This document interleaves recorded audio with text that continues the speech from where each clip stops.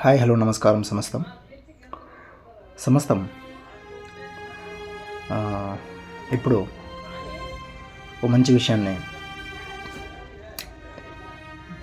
తెలుసుకుందాము. సో ఆ విషయాన్ని ఇప్పుడే అంటే ఇది మన స్వేచ్ఛ ఆదిలోను అంతంలోను అనే పుస్తకంలో అది చాలా మంచిగా దాన్ని అంటే ఈ యొక్క విషయాన్ని గురించి అంటే మన యొక్క జీవనానికి సంబంధించినటువంటి విషయాన్ని గురించి చర్చించడం జరిగింది. సో ఇది చదివినప్పుడు ఇది కరెక్టే అని అనిపించింది. ఎస్, అంటే మనిషి పడుతున్నటువంటి అంటే మనిషి యొక్క జీవనము కొంచెం దుఃఖభారం అంటే కొంచెం దుఃఖంగా గందరగోళంగా అర్థమని తనంగా ఎప్పుడు పాస్ట్ ఫ్యూచర్ వాటిని అంటే వాటి యొక్క ప్రభావంతోనే ఎప్పుడు జీవిస్తుంటాడు. సో అలా ఎందుకు అంటే అతనిలో నిలిచిపోయినటువంటి ఆలోచనల వలన, రైట్.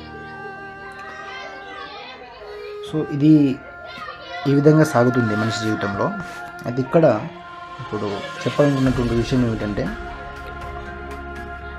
అంటే ఇప్పుడు ప్రజెంట్ మనందరి స్థితి ఎలా అయితే ఉందో ఆ స్థితి మనకి ఆనందాన్ని ఇస్తుందా? అంటే ఇప్పుడు మనుషులు చేస్తున్నటువంటి పనులు అవ్వచ్చు, లేకుంటే అంటే పనులు అంటే వాళ్ళ యొక్క జీవనం ఏ విధంగా సాగుతుంది, ఒక పనిలోనే వాళ్ళ యొక్క స్థితి బాగుంటుందా, లేకుంటే వాళ్ళ స్థితి అనేది అన్ని పనుల నందు, ఫర్ ఎగ్జాంపుల్ ఒకరితో మాట్లాడినప్పుడు ఎలా ఉంది నీ యొక్క యాటిట్యూడ్, నీ యొక్క స్వభావము, అలానే టీవీ చూస్తున్నప్పుడు ఎలా ఉంది, అలానే నీ చుట్టూ జరుగుతున్నటువంటి అంశాలపైన ఎట్లా ఉంది.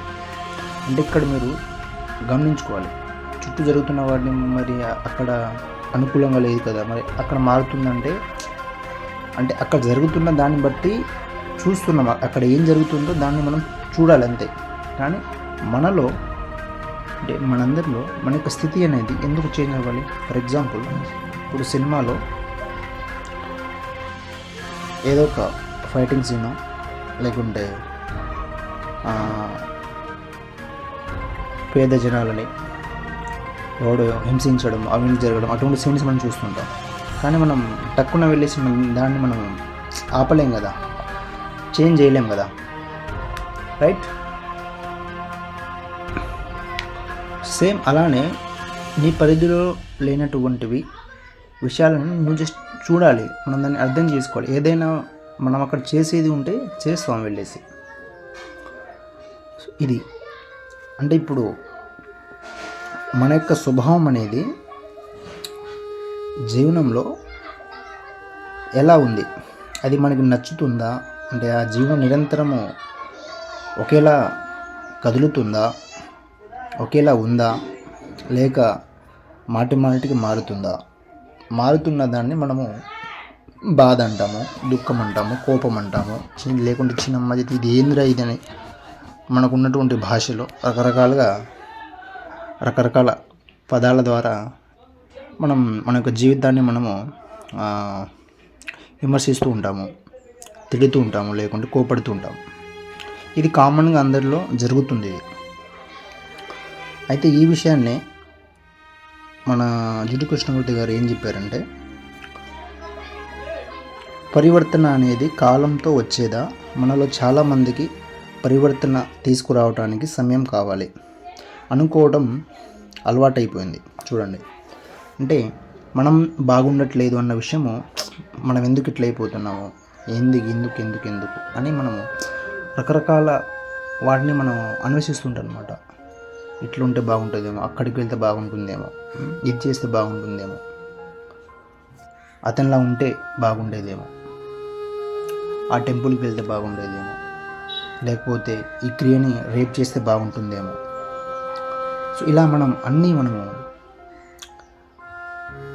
అంటే ఫ్యూచర్లో లేకుంటే పాస్ట్లో మనము దాన్ని చేయాలి, అలా ఇది ఉండాలి, ఇది దానిలా ఉండాలి అని మనం కంపేర్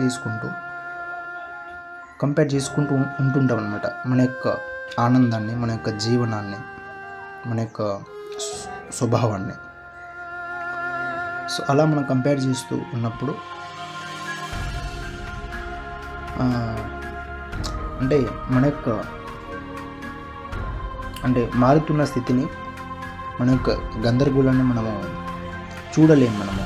దాన్ని మనము చూడాలి, కనుక్కోవాలంటే, దాన్ని మనం అండర్స్టాండ్ చేసుకోవాలంటే ఫస్ట్ ఆఫ్ ఆల్ ఇమ్మీడియట్గా ఈ క్షణంలోనే మనకు ఏ విషయాలు మనకి ఇబ్బందిని కలుగజేస్తున్నాయి, అవి సమూహపు కుటుంబ అంటే ఫస్ట్ ఆఫ్ ఆల్ వ్యక్తిగతంగా మనం చూసుకోవాలి. తర్వాత కుటుంబాన్ని ఏ విధంగా చూడాలి, వ్యవస్థను ఏ విధంగా చూడాలి, మీ యొక్క జీవన వృత్తి మీ యొక్క జీవన వృత్తికి సంబంధించినటువంటి క్రియను ఏ విధంగా చూడాలి, అలా సపరేట్గా డివైడ్ చేసి చూడాలన్నమాట. అంటే మొత్తాన్ని కలిపేసుకొని చూడకుండా డివైడ్ చేసుకొని, అంటే దేనికదే దానిలా చూస్తే మీకు అన్నీ అందులో ఉన్నటువంటి సత్యాలు, నిజము, ఒక అండర్స్టాండింగ్ అనేది మనకు వస్తుంది. సో అక్కడి నుంచి మనలో జరుగుతున్నటువంటి మార్పులను మనం గమనించి అండర్స్టాండింగ్ చేసుకుని తర్వాత సింపుల్గా ఏదైనా జరిగితే మనము దాన్ని చూస్తాము. అక్కడ ఏమైనా చేయాల్సి వస్తే చేస్తాము వెళ్ళేసి. అంటే మనకున్నటువంటి శక్తి మేరకు మన యొక్క భౌతిక పరిధి వరకు మన ద్వారా ఏదైతే జరుగుతుందో దాన్ని మనం చేయడానికి మనం సిద్ధమై మనం ఉంటాము. మన వల్ల కానిది, అంటే మన చేత కానిది మనము దాన్ని ఎవరు ఏం చేయలేరు కదా. సో అలా మనం ఒక అండర్స్టాండింగ్తో మనం ఉంటాము. సో అలా అటువంటి అండర్స్టాండింగ్ మనందరిలో ఉండాలి. సో అటువంటి అండర్స్టాండింగ్ని పరివర్తన అంటున్నాం. అంటే మనందరిలో మార్పు అనేది రావాలి. ఏ మార్పు రావాలి అంటే వ్యక్తిగతంగా ఫస్ట్ ఆఫ్ ఆల్ మనమందరం మనం బాగుండాలి. అలా ఉంటే కుటుంబం బాగుంటుంది, వ్యవస్థ బాగుంటుంది, ఊర్లు బాగుంటాయి, అన్నీ బాగుంటాయి, దేశం బాగుంటుంది, ప్రపంచం బాగుంటుంది. అలా ఇప్పుడు ఇక్కడ మనం చూసుకుంటే ఏ ప్రాణి కూడా ఇంకొక ప్రాణి డిస్టర్బ్ చేయదు ఇక్కడ. అలాగే ఫోర్స్ చేయదు. ఫోర్స్ చేసేటటువంటి అసలు ఫోర్స్ అనేది ఇక్కడ లేదు ఫస్ట్ ఆఫ్ ఆల్. కానీ అది మనలో ఉంది. మరి అది దాన్ని మనము విసిరిపారేయాలి. సో ఏదైనా చెప్పదలుచుకుంటే మనకు అవతల వాళ్ళకి చెప్దాము, అది వాళ్ళు చేస్తారు. కానీ మనం వాళ్ళని ఫోర్స్ చేసేసి ఇలా అని మనం వాళ్ళని అంటే తిట్టడము, ఇచ్చేయడము అటువంటివి వద్దు. సో పరివర్తన అనేది రేపో ఎల్లుండో జరగదు. పరివర్తన కాలంతో వచ్చేదా? మనలో చాలామందికి పరివర్తన తీసుకురావడానికి సమయం కావాలి అనుకోవటం అలవాటైపోయింది. ఈ విధంగా ఇక్కడ చెప్పడం జరిగింది. సో అలా చేంజ్నెస్, మార్పు అనేది, పెండింగ్ అనేది జరగకూడదు.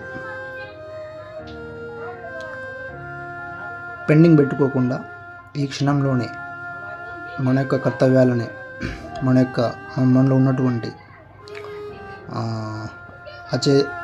అచేతనపు స్వభావాన్ని విసిరిపారిస్తే, దాన్ని గమనిస్తే, అండర్స్టాండ్ చేసుకుంటే నిత్యము స్థితి మారకుండా